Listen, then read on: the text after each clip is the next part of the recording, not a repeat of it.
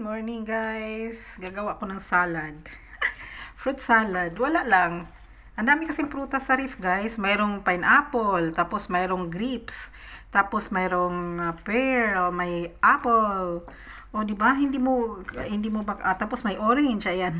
Hinaluan ko siya ng orange. Ayun yung orange. So nilagyan ko na siya ng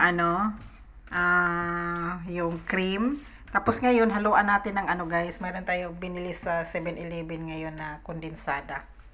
Ayan. So, ilagay na natin ang ating kondensada. Ang dami. Hindi natin sobrahan kasi pag matamis, hindi na masarap. Pag matamis, pag over na sa tamis. O, diba guys? Tapos, pag mayroon kang cheese, chichik ako dyan kung may cheese kami or raisins. Masarap yun ihalo. Yan. Gagawa tayo ng fruit salad. Pag marami kasing prutas, guys, ginagawa ko siyang fruit salad. Halo-halo lang. Tapos nilagyan ko lang ng Nissan cream. Tapos syempre may kondensada tayo kasi matamis.